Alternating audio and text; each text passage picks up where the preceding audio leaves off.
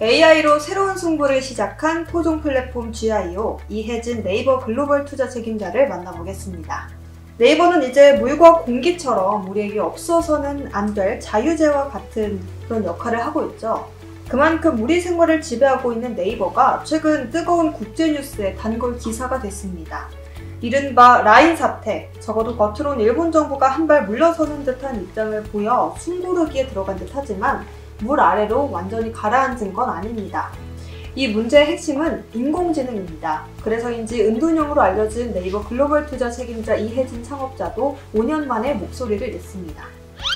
쏘버린 AI를 위한 적극 행보. 이혜진 GIO는 지난 5월 서울에서 비공개로 열린 AI 서울 정상회의 정상 세션에 참석했습니다. 그리고 그는 6월 미국으로 건너가 세계적으로 뜨거운 인물인 엔비디아 CEO 젠슨 황을 만났습니다. 많은 언론이 이 사실을 대서특필한 건 두 가지 이유 때문으로 보이는데요. 하나는 이혜진 GIO가 워낙 은둔형이라 은둔을 깨고 세상에 나왔다는 것만으로도 뉴스 소비자의 호기심을 충족시킬 수 있다는 점입니다. 또 하나는 이혜진 GIO가 요즘 가장 관심을 두는 분야가 인공지능이라는 점입니다. 요즘 사람들이 가장 많이 관심을 두는 이슈를 꼽으라면 단연 AI가 으뜸이겠죠. 이런 점에서 AI를 더 똑똑하게 만들기 위한 각종 학습용 데이터가 모이는 플랫폼 네이버의 창업자가 AI에 관심을 가지는 건 지극히 당연합니다. 사람들이 더 관심을 가지는 건 그가 치중하는 분야가 국가별 AI를 뜻하는 소버린 AI라는 점입니다. 이미 영어권과 비영어권의 정보 격차로 인한 정보 불평등 문제는 심각한 수준입니다. 정보가 곧 돈인 시대에 정보에서 소외된다는 건 돈을 벌지 못한다는 걸 의미하기 때문인데요. 이는 네이버 생존권까지 위협하게 될 수 있어서 최근 특히 주목을 하고 있습니다. 빅브라더 탄생을 막아라. 이혜진 GIO가 소버린 AI에 관심을 가지는 건 어쩌면 당연한 일입니다. 네이버가 한국 토종 포털이자 플랫폼이듯 앞으로 네이버가 구축하는 AI 역시 같은 관점에서 이해를 해야 하는데요. 국민 포털이란 정체성이 강하게 개입돼 있다고 볼 수 있습니다. 그런데 지금도 이미 기술 패권이 모든 걸 지배하면서 갖가지 부작용을 만들고 있죠. 배달 플랫폼을 한번 생각해보면요. 이 해외 자본이 주인인 플랫폼들이 보여주는 행태가 과연 우리와 공존할 생각이 있는지조차 의심되는 상황입니다. 이런 점에서 영어를 모국어로 하지 않는 나라들이 각자의 나라에 맞는 AI를 구축해야 그나마 살아남을 수 있다 하는 문제의식에 이혜진 GIO는 주목한 것입니다. 이혜진 GIO는 AI 서울 정상회의에서 과거를 지배하는 자는 미래를 지배한다.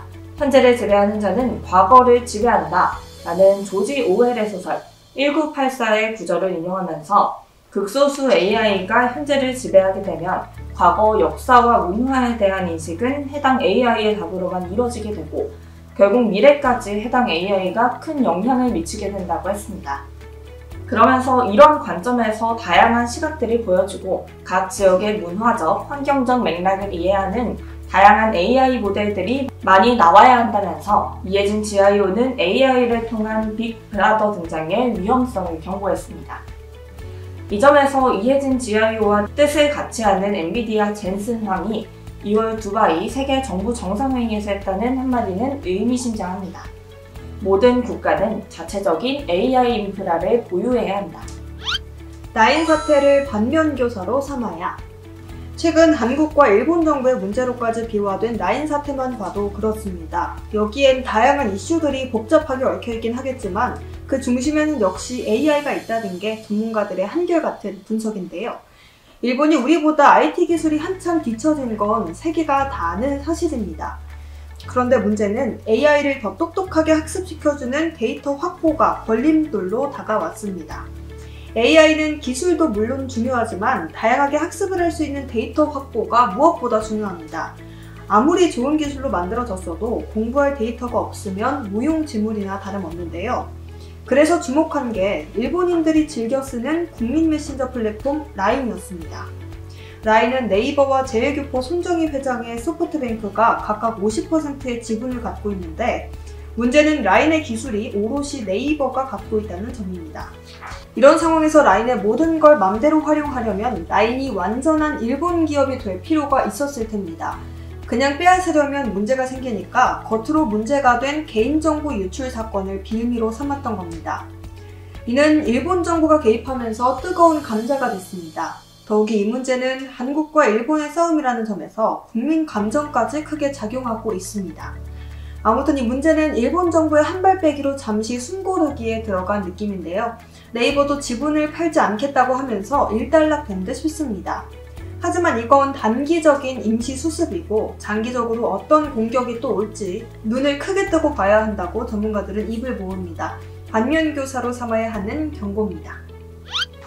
네이버 글로벌 3.0 단계를 위하여. 이혜진 네이버 창업자의 지금 직책은요, 글로벌 투자 책임자입니다.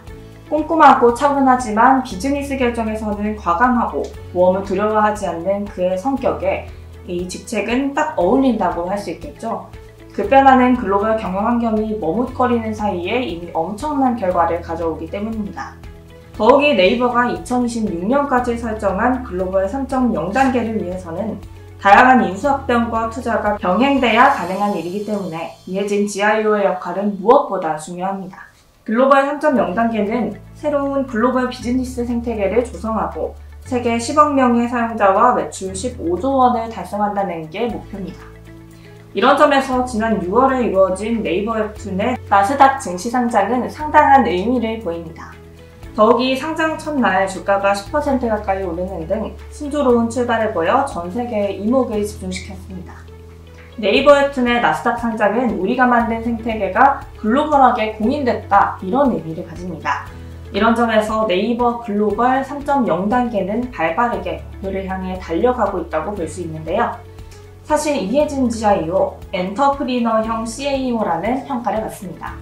엔터프리너는 기업가라는 의미를 가진 말인데요.